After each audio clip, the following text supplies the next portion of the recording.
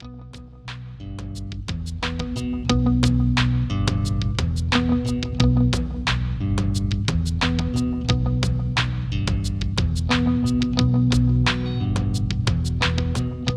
right, well, thank you all so much for joining. I hope you find this worthwhile. It's our structure 15-15, where we do the 15 minutes of presentation and then 15 minutes of conversation.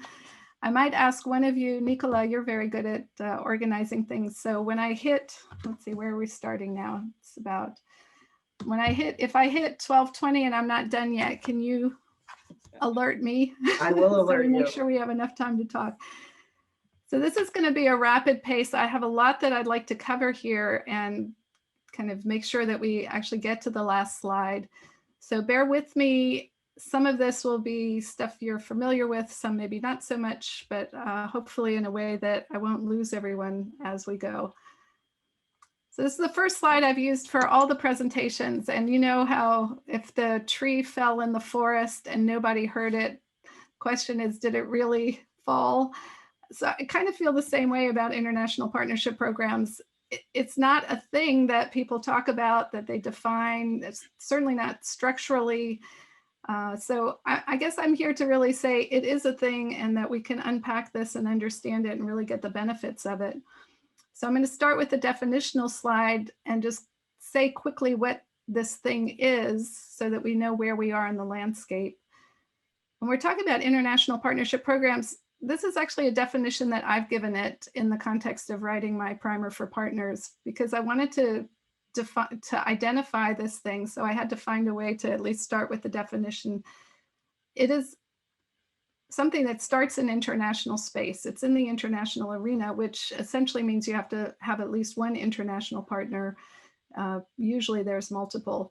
But the real key to the definition is that what you're doing is you're taking something new and you're adding it to something old, something that already exists. So you start with a supporting entity that is in existence. You're not creating a new Gavi or a new global fund. You're leveraging an existing operating structure. And that could be a multilateral development bank. It could be a UN agency. The World Bank, typically has many partnerships that it supports this way. But you're tacking on a partnership through a governing body. So this new dedicated piece is leveraging the support structure from an existing entity. And in this world, the reality is if you're going to have a program, you need funding. So very typically, these are also trust-funded international partnership programs. So you'll add a trust fund or maybe multiple trust funds. And that, of course, is also a new and dedicated piece to all of this. So this is my very base definition. This is the arena that we're in and the part of the arena that we're talking about. And it's good to recognize that this supporting entity can do lots of different things. Two in particular, as an administrative function, is it will provide support through the secretariat, primarily governing body, but lots of different things. And then also as trustee to this trust fund. And last time, so any of you who were here in December, we talked about the distinction between the secretariat and trustee. And that video I'll be posting sometime soon as my daughter helps me do the editing and is done with her homework.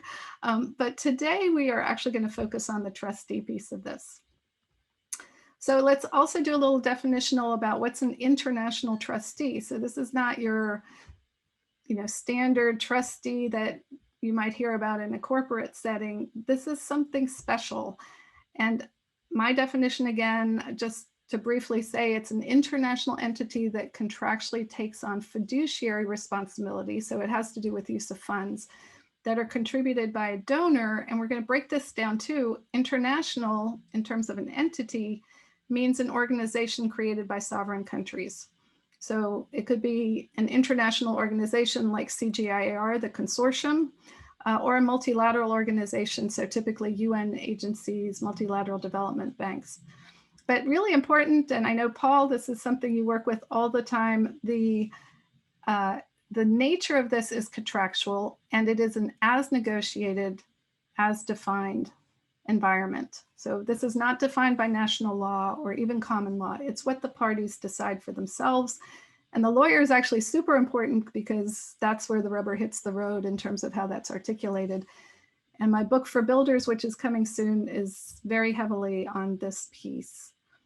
The fiduciary piece also typically comes through, remember we talked about the existing entity. So one of the great benefits is that these existing entities actually have very robust operating frameworks from years and years of development and experience. And that's what donors like. So they're going to pick up that framework, policies and procedures for proper fund use in this context. The contributions are basically straight cash. There are some variations on the theme, but that's most of it, usually development aid, but not only, because you can have different kinds of donors. You can also have private foundations or even companies that are just providing their own corporate funds. So just a little visual here. And I should say all of these diagrams are from my primer for partners. And if you like these, then there's lots more in the book. In looking at a basic partnership program, I talk about collectives. You're pulling together these partnership elements like shared decisions through a governing body, central support through a secretariat, or in this particular case for trustees, the trust fund, which is pooled funds. But you'll notice I didn't put one of these little penumbras around the trustee. And so I do think when I think of the trustee in this context, it's worth distinguishing the trustee as not being a collective and not being a partnership element. It is actually operating for itself. And that is in the nature of this contractual relationship. It's at arm's length from the donor, and the donor is delegating responsibility to the trustee, and the trustee is accepting them as breachable obligations. So the trustee has to look out for itself, and it is itself responsible for meeting those obligations and following through. So we can say legally the trustee actually takes legal title to the funds, while the donors will retain a beneficial interest. But overall, a key feature is that this is mostly a contractual relationship rather than a structural relationship like some of these other partnership components. So, and just to again put it in the landscape, why do we even have an international trustee? When we met last time in December, we talked about the difference between trustee secretariat. So on the trustee side of the ledger, it's really all about the money, it's the funds. But what we're doing in practice is we're actually inserting a fiduciary layer between a donor and recipient. So of course, donors could give their money directly to the recipients. They could give the money to the country government or whomever. And in many cases they do. But international donors, sovereign countries with development aid like to make sure that their funds are being properly used. And that's where they bring in this trustee, which is going to have high standards through this operating framework, can also probably provide technical assistance or some other kind of support, and has an ongoing supervision role. So that is the typical fiduciary in an international trustee context. And what's great is the trustee doesn't have to use the funds, it can on-grant them. So it's providing this fiduciary layer, but it's still allowing the recipient, the beneficiary country to essentially be in charge of its project, have its own country ownership, benefit from capacity building. So this is really complementary engagement to leverage the trustee in this middle layer. Okay, so now we're getting to the point where I had really wanted to start talking more substantively. This is not a monolithic approach to being a trustee. There's lots of variations on the theme. But when I started to try to describe this area, it struck me that there's really two flavors that we should focus on and that will help us understand lots of different things. And that's really the full trustee and the limited trustee. But I want to be quick to say that that's a very simplified label, and it doesn't have to do with the kinds of services that these trustees provide. Limited trustees are anything but limited usually. They have all sorts of bells and whistles. They can be very sophisticated. But where full and limited comes in is that it's with regard to the responsibility and the fiduciary aspect. So let's start by saying that they're mostly the same from an upstream perspective. So where the money is coming in, both of these trustees are pooling their funding. Some are more sophisticated than others in how they do it, but the money's coming in, so that's not the big difference. The difference is in the downstream. And here on the full trustee side, I would describe this as an integrated model. So effectively, the full trustee is taking on full responsibility, and it's essentially a full service package, so that either the full trustee can implement directly, and I'm in charge, I'll take care of the money, or it will implement through grants. But then it's still saying, I'm still in charge, I'll make sure the funds are used properly. They have implementation responsibility, but we're going to supervise, so you can rest easy. So that's your full trustee. On the limited trustee side, I think of it as a modular approach. And what we do is we say the original trustee receives the funds and is responsible as long as it's holding the funds. But as soon as it's transferring the funds, it can limit its responsibility. And it essentially says, I'm transferring the funds to you, downstream fiduciary, but I'm not just transferring the funds, I'm also transferring the responsibility. I'm transferring both. And so then in the limited trustee model, you have a second line of fiduciaries. And in my book, I called them the two mighty oaks. So here you are in the international landscape, international partnership programs, and you see these two big canopies. You have the one-stop shops, and you have the international platforms, which are the names I gave it in my book. And when you see this difference, you can play with it. You can think about, what's more useful in what context. And so just again, to do a little snapshot on why these things are useful to think about contextually. In the full trustee model, you have a very hands-on approach. And here's another diagram from my book where there's all sorts of different things that this full trustee can do, or at least the supporting entity in total that is housing the trustee. And the limited trustee version is really what I would say is a hand-off version. And here's the kicker that is so powerful, so practically effective in the international community. When you do a limited trustee and you're transferring the funds and you're transferring the responsibility, you can also transfer which rules are applicable. And that's really important when you're dealing with peers like multilateral development banks, the UN. If the World Bank, for example, is transferring to a UN entity or to another multilateral development bank, it doesn't need to supervise them. And it's also free to say, and you can apply your own rules, because that fiduciary was chosen on the basis of having adequate rules.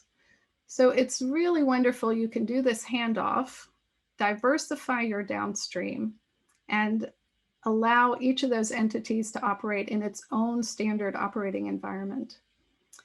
Now, you see where the handoff is. It's between fiduciaries. It's also worth noting that as the funds are being handed off, you make really sure that there's no fiduciary gap. So it's really just the baton getting passed from one to the other. And if you look at it, you can see perhaps that the downstream below the blue line after the handoff actually looks like a one-stop shop. And that's effectively what it is that the downstream fiduciary then says, okay, now I'm responsible for everything downstream from me. So you have this really nice example of a fiduciary break, but it still has fiduciary continuity. And if you do this right, it can be actually very clear and very clean. Okay, so we're on the last slide. Nikolai, I hope I'm doing okay on the timing. Great. There's a lot in this slide, so let's see where we end up. But the question is, I wanted to just, I said it was modular. Can you mix and match these two flavors? And the answer is yes, if the donors and the trustees agree, of course, because this is as negotiated. So let's take a look at what that does. All right, I have three versions here. One we've talked about, that's the full trustee. I think of it as a vertically integrated approach. I'm sorry. Two, we have what we also talked about, the limited trustee. It's the international platform, and I think of this as a horizontally diversified approach. So you've got these two flavors. You can do a hybrid. Okay, so what does that look like? Essentially a hybrid, an obvious way to think of it is that you're starting with a one-stop shop with a full trustee version, and that funds are being used by that trustee with that full package. But a portion of those funds could also be handed over to a downstream fiduciary in a limited trustee modality. And so what's kind of nice about this is you can have the same entry point, but you can use both flavors through that one trustee. And those of you who are familiar with the World Bank and the way that's done there, this is essentially what the World Bank calls a transfer out. Of course, a real key to this is you have to be very clear in your allocation of responsibility. It has to be very cleanly set up and clearly defined. But this is actually a nice variant where you can bring these two into a hybrid version. And so my last point or question at this point is, can you think of another way of how this would maybe be modularized? And here I would just show you that yes, at least one more, it's probably more than that, but you can also think of it from the other perspective, that you start with the limited trustee as your baseline, and that the limited trustee, instead of just diversifying externally to other entities, can actually take some of those funds into itself. And I'm going to call that the combo trustee, where the limited trustee is essentially providing the one-stop shop through its own entity, even though it started as a limited trustee with the diversification. And we, at the World Bank, again, we see many examples there where even a limited trustee will take a lot of those funds internally, not as limited trustee implementation, but through other parts of the supporting entity that it is housed in. And that, folks, is my story for today. So I hope I didn't lose you, and I would love to open the floor to conversation. I will just also quickly mention our next one's going to be on February 10th. I am thinking, originally I thought we'd do conflicts versus synergies, but I think next month we can drill down on secretariats in a similar way, and particularly talk about the inward-outward facing dynamic of secretariats. And then we will be really primed to look at some of the conflicts synergy dynamics that go with all this. My primer for partners is available, so you can always find more there. And my book for builders literally is weeks away, so that will also be available and has more to do with the documents and maybe a little bit more for lawyers coming up. All right, thank you so much. I'd love for you all to share your thoughts, reactions, comments, questions. How are we on time? Okay, I'm a little over, but I think we still have a good chance to talk. So thanks so much for listening, and I'm very curious to hear your feedback. Floor is open. Would you mind going back to at least to your last slide? Because those visuals, I think, are pretty powerful. Yeah, that's probably a good place to land. Yeah. Because there's a lot. There's a lot of stuff here, and didn't want to go too fast. But so maybe again, to use language that's familiar with you all, some of you at least, you know, in number one, we're looking at IBRD IDA trust funds, for those of you who know World Bank, how the World Bank does it. Number two, we're looking at what the World Bank calls FIFs, or also what the UN MPTFO does, the Multi-Partnership Trust Fund Office. They are usually set up in a limited trustee capacity like this. And I think they have done some amazing things there. They have really, really been instrumentalizing limited trustees in an efficient way for downstream UN participation and also other participation. So a few years ago, I set up a limited trustee version with the UN MPTFO that had the World Bank downstream. So there's lots of different combinations. And then the hybrid trustee, I just always love to point out that, you know, we should think about being modular and how important it is to be contextual. And depending on what your situation is, one or the other flavor is going to fit better, and that you can, if your supporting entity is willing and if your donors are interested, you can match, mix these things in different ways.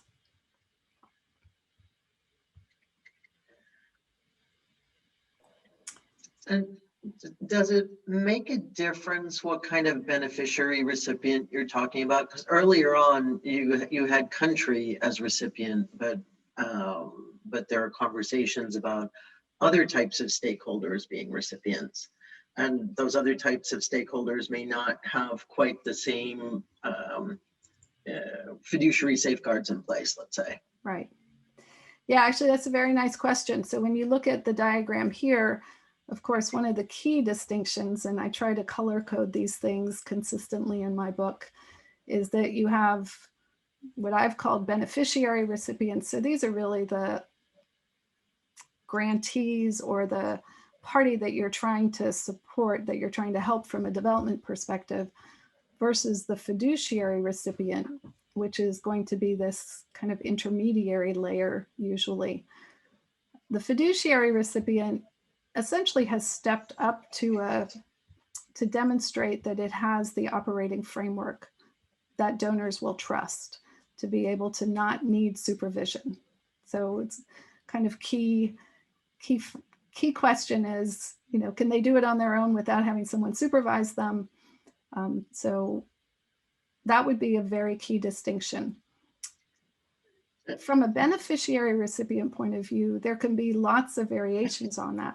And many of them are country ministries or country entities, so that you're really treating the country and the government itself as the recipient. But I think it's more possible than people actually think. I just had a conversation yesterday with a client who was telling me that they were not able to provide funding to NGOs or CSOs. And it's just not true. You can. It's maybe a little bit harder. You have to do a little more due diligence. You want to make sure that they at least have basic fiduciary controls, financial management systems, that they'll be able to implement the procurement rules that you require and the safeguards. But it can be very, very effective from a development perspective to include more than government entities. So it's a bigger topic, but at least in theory, this structure certainly allows for it. It would be great if you include this in your series of discussions, actually, because the topic specifically, I had CSOs in mind, civil society organizations, because it may satisfy the donors to pass through an established fiduciary recipient, but that may not achieve the objectives of the beneficiary recipients. In fact, there may be distortions on the way, and that's a big concern of civil society organizations.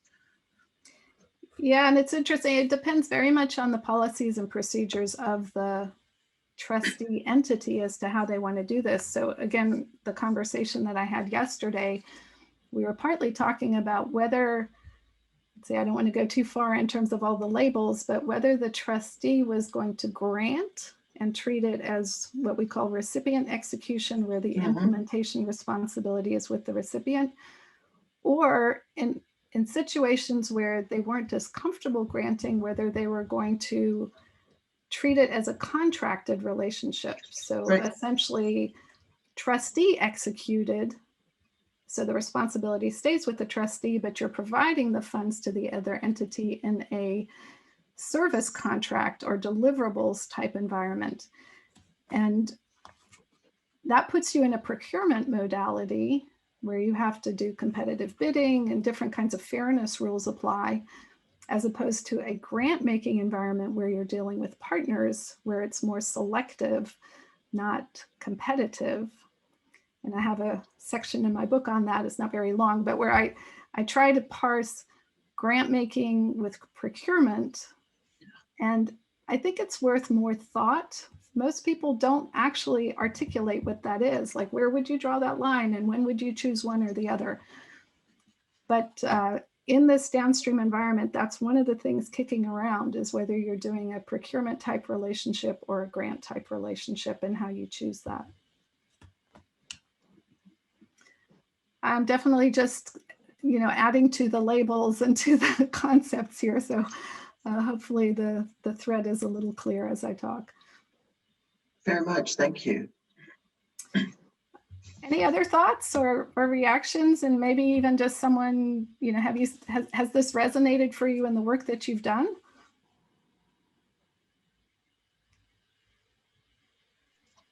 Me. And if not, I think we have actually hit 12:30, so I want to be true to my word. Oh, Stephen, you want to say anything? Your camera just came on. See, well, it came on. I just wanted to thank you. This has been very, very helpful. And, you know, I'm kind of a collateral student. And I get enough questions daily that I know to say, call Andrea or hire her. So it's important to know that when the folks you're working with ask you questions, you really know where to go to answer them. And I think that's why I'm sitting here. I get, and Andrea, you know this, the program staff really doesn't understand these nuances.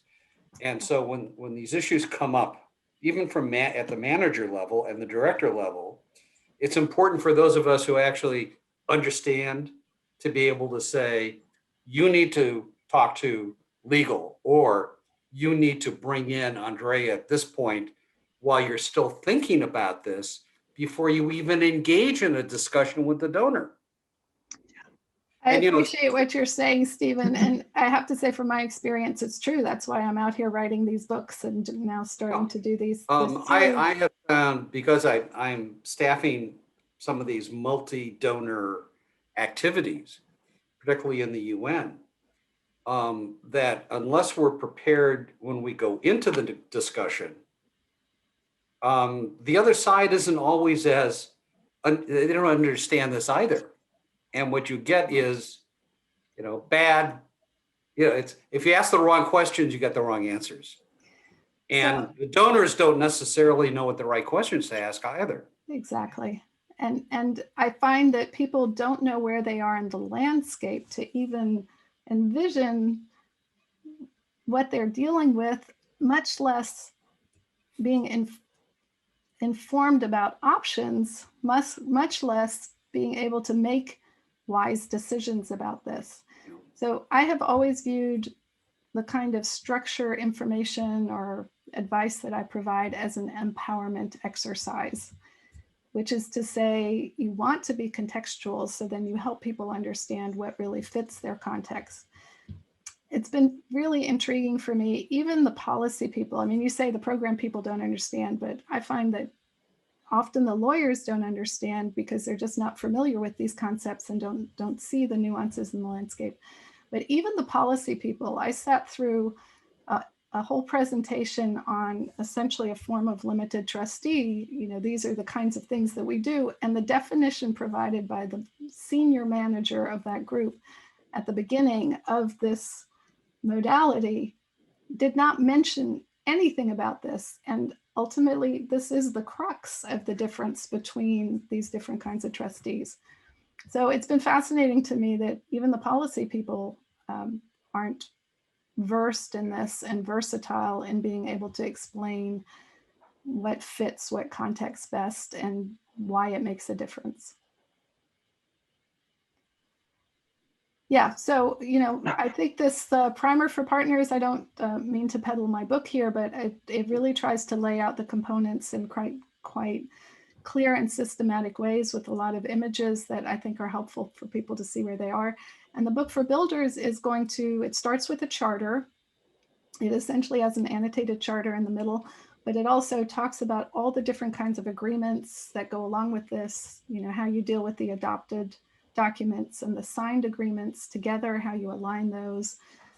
Lots of dualities about the full and the limited, the structural and the contractual, the upstream and the downstream. You know, there's so many different dualities. So I lay them out in a lot of detail in the book that's about to come out. Andrea, I just wanted to point out, you may not have seen Valentina's put something in the chat. Oh, her mic's not working. And it's also because I am sharing the screen and then I don't end up following the chat since I'm a one-man show here. Well, so I thought I would continue in my role as your I didn't trustee servant. All your chat warnings to me. Okay, we're clear now. All right, well, unless I'm happy to stay on, but I think I'll say officially the program's over. I hope to see you all in a month when we talk about secretariats, and there'll be several more after that as well, and the topics are to be decided as we go. Kareem, again, I'm so happy that you were able to join this time. Christina, thank you for being on, and to everyone else as well. Thank you so much. Thank you very much. Happy New Year. Very nice to have met you all. Sorry. All right. It's nice meeting you. Andrea, just perhaps, I've personally worked, on both structures and even the hybrid one. Yeah. To some extent, and for us, the multilateral development banks. I mean, the beauty of trust funds is that the donors basically decide what are the rules of engagement. The trustee is the custodian of those rules of engagement. Things don't. I mean, the donors can say, we want that particular trustee to apply their current rules and the standard due diligence, or they can alter those. That's the beauty of the trust fund, because it gives the flexibility even to the trustee to do things differently if they wish to move faster. And I just wanted to say that.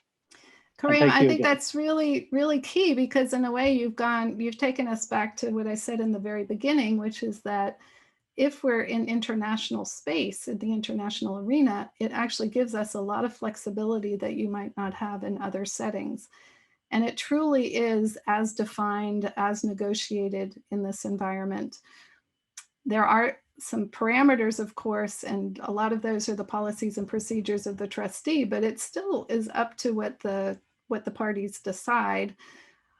I do think a healthy environment, and again, I put a lot of emphasis on this in my book, is an environment that's not a complete free-for-all. So I would not condone donors leveraging the power of the purse to do whatever little whimsical thing they would like to do, because in this particular instance, they have a particular thing. As the theme of my book for builders is balance. And I think the balance question is always going to be front and center here, which is that you want a lot of flexibility and use it and be creative and do innovative things. But you want to respect that supporting entity framework, that robust structure that you're leveraging. And one way to do that is not to make all sorts of exceptions and ask for all sorts of special things. So it's incumbent on both sides. It's incumbent on the supporting entity to have policies and procedures that allow for some flexibility. And for example, to have both of these modalities, that you can be full or limited or both or some version, but still keep a policy and procedure framework that is well backed up by control systems. It's not all manual spreadsheets and, Excel this, that, or the other. It's within a framework that is, is intended to have some integrity and not be full of risk.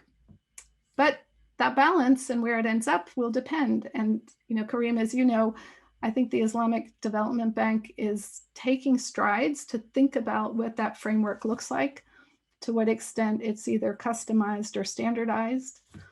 And I would love to see the Islamic Development Bank find its own special space here, where what you set up in terms of your standard framework has your own degree of latitude or emphasis that puts you in a special place in the international community that is more your comparative advantage and where you're comfortable being in terms of what kind of activities you support and how you work with donors.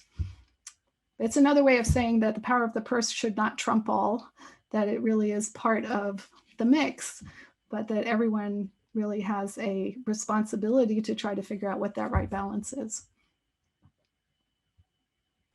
You know what they say, that who pays the piper calls the tune. Well, I wrote my book partly to give the tune a little bit of a rhythmic beat. How can I put that? We don't want to walk away with all the kids. We want to make sure that we keep them in nursery school for at least part of the time. Thank you. Yeah, thank you, Kareem. It's great. I appreciate it. Any other thoughts or questions? Yeah, Andrea, I just wonder if you haven't. It's a question that always occurs to me. I can't remember if you addressed it in the book or not, but why we call it a trustee instead of an administrator, right? Because I mean, we spend so much time explaining that it's limited and that it doesn't, it shouldn't, connote the responsibilities of a trustee under national law. But obviously, this term is baked in. It's not going to get changed. But it just seems like administrator would fit the concept, particularly in the limited context, because the responsibilities and the relationships are defined by contract. So I'm just wondering if you have any insight into the historical, reason for that, or I don't know if I have great insights, but I think you and I both know, because we've worked on these contracts or these agreements, the bank does in fact call what we've been calling the trustee here, the administrator in the agreements. I mean, particularly on the IBRD IDA side. Trust funds for sure, yeah. We are definitely treating the trustee role as a quote unquote administrator, and they're called administration agreements with administrators. And what we also do in that setting, which, to go back to the conversation that I had for Structure 1515 last month, we talked about the trustee secretariat distinction. When you're in the one-stop shop modality, you don't really have to make that distinction. It's all one package. And even though I find it helpful to see where you are in the landscape, because the secretariat role is pretty special, we'll talk about that next time, it's kind of a wash when the World Bank is doing its admin agreements. It's essentially saying administrator to cover all of those functions. Even the downstream implementation, everything is just an administrator role. So there's an advantage to that, of course, and I think it can be fitting, but it loses some of the nuance that we've been talking about, because administrator is so generic, it doesn't give you a clue as to exactly what's going on.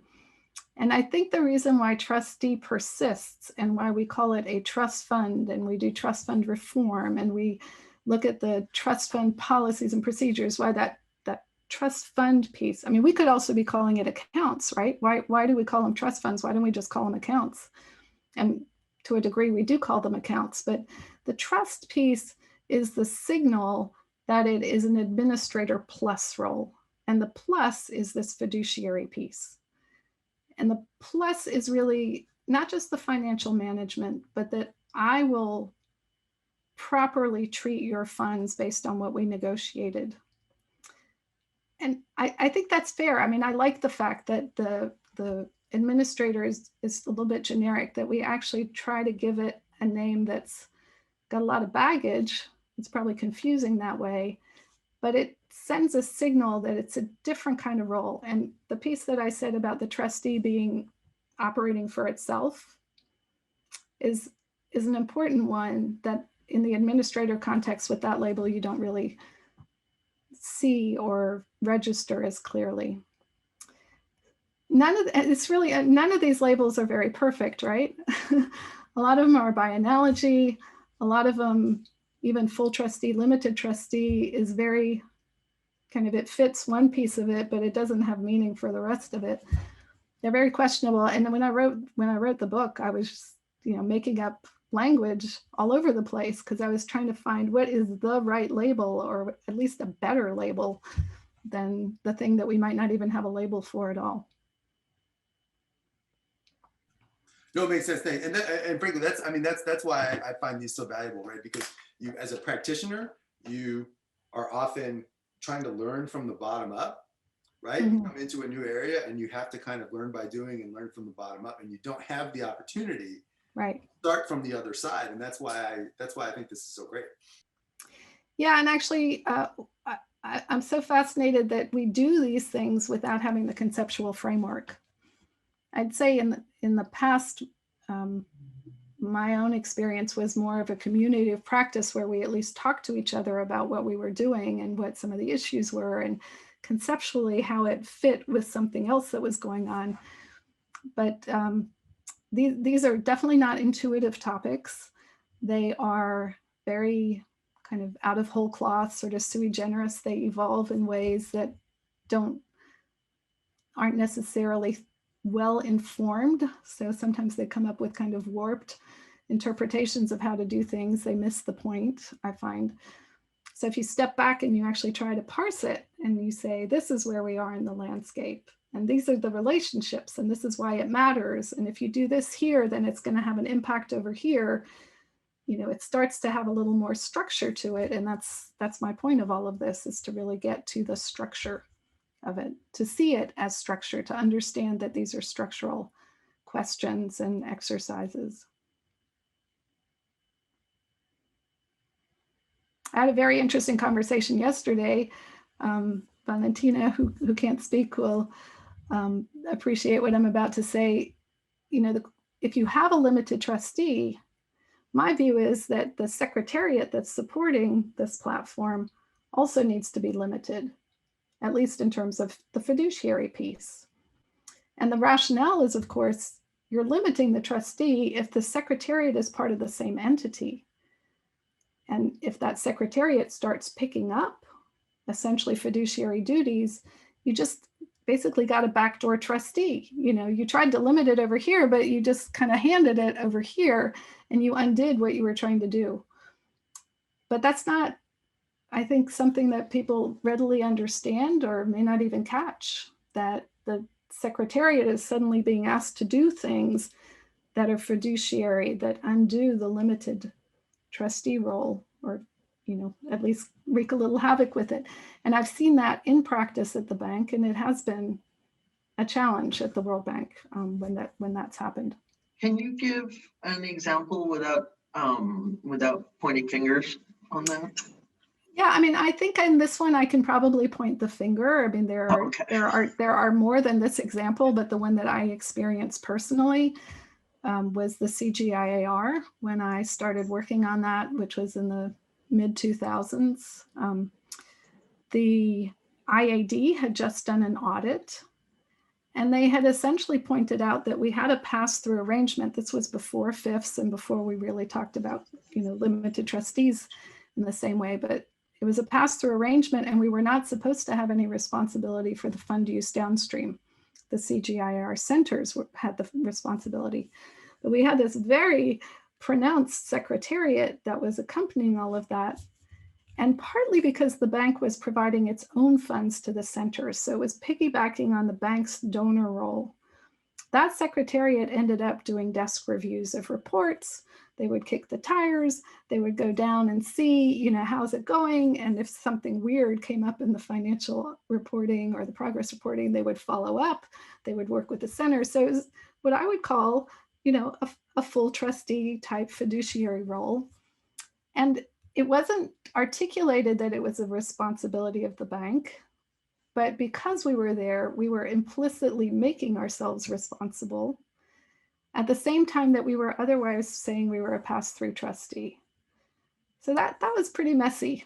And the audit came out and a lot of restructuring occurred, and that secretariat role was scaled way back. And the European Union, I can say, the European Commission was very unhappy because we basically told them, no, I'm sorry, we can't sign your agreement where we take full fiduciary responsibility vis-a-vis the centers. They're like, what are you talking about? You've been doing this for years and years. And the manager at the time was like, yeah, but we've decided that we can't continue to sign agreements that say things that we can't do. So they went and found an alternative. They found someone else to serve that role for them. And it was quite a lot of work at the time. But the key was to understanding that, what role are we actually playing? Where is the responsibility? Who's got it? And, what's appropriate? So that would be an example. And it took a lot to work through, and it also took a whole lot for people to even understand what was going on to begin with.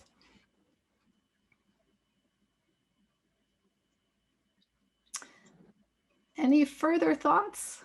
I'm just reading Valentina's chat. Oh, I'm sorry. I'm still not looking at chats. I'm really bad at this.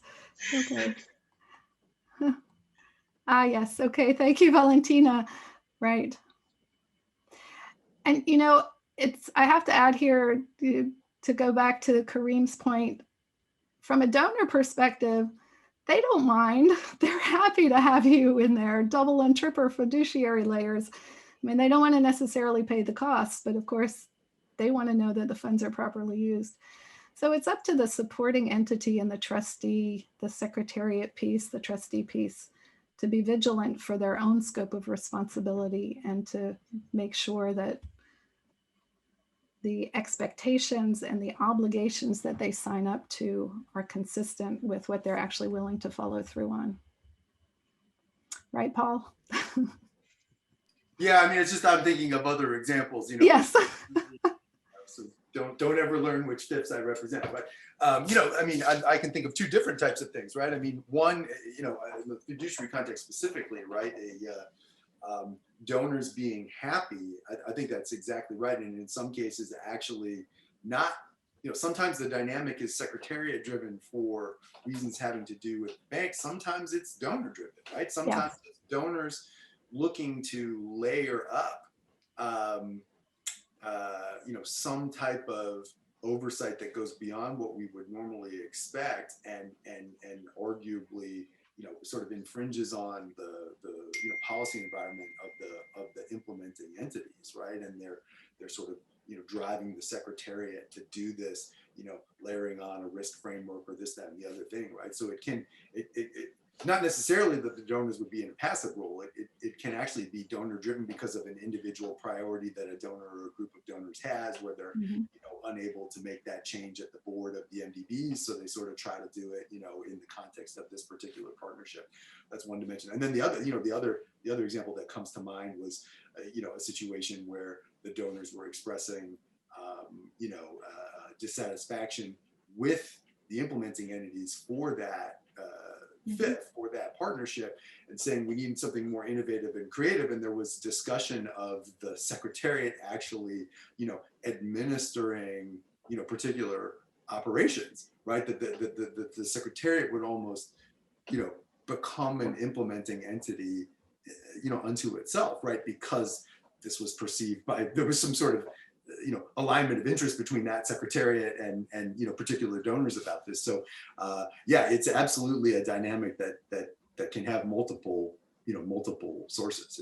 And it's great, Paul, in that conversation, it's not off limits. I mean, that is a worthwhile conversation. Should the secretariat play a greater role?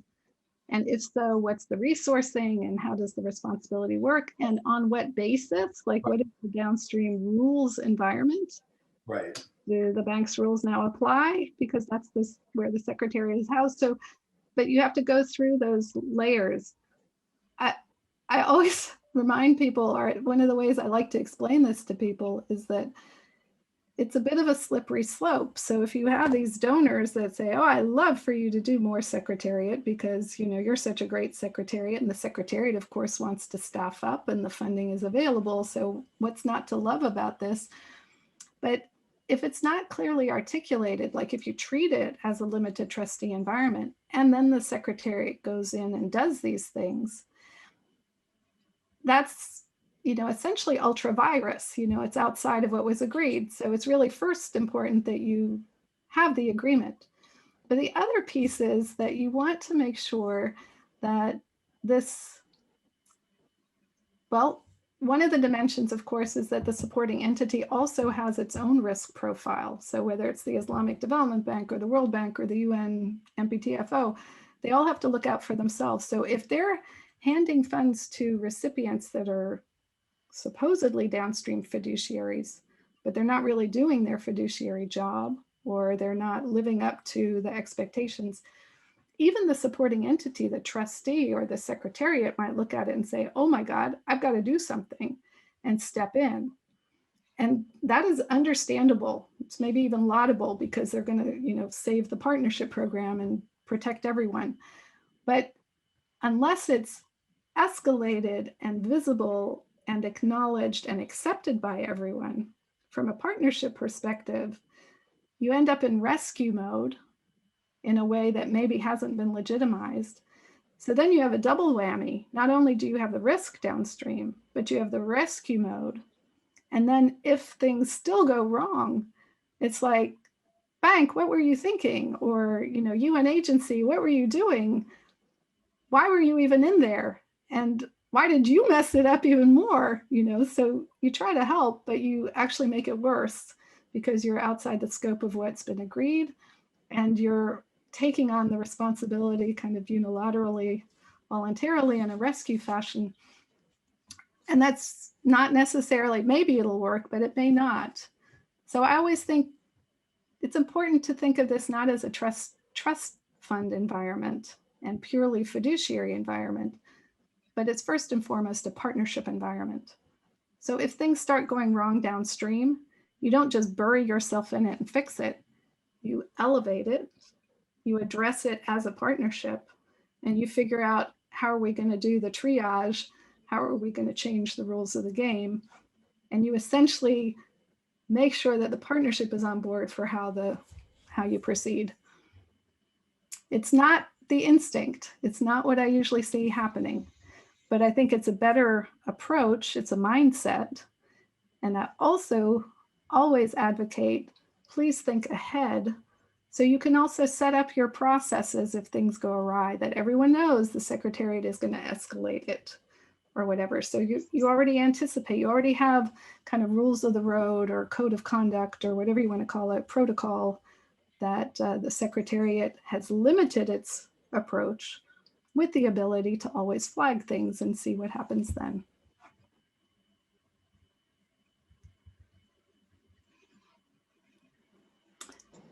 So in a way, what we're saying is there's some basic principles at work here about keeping the partnership in view, keeping processes in mind and thinking about that from the start rather than just letting things happen. That can help the approach as you're essentially establishing these and then operating them over time.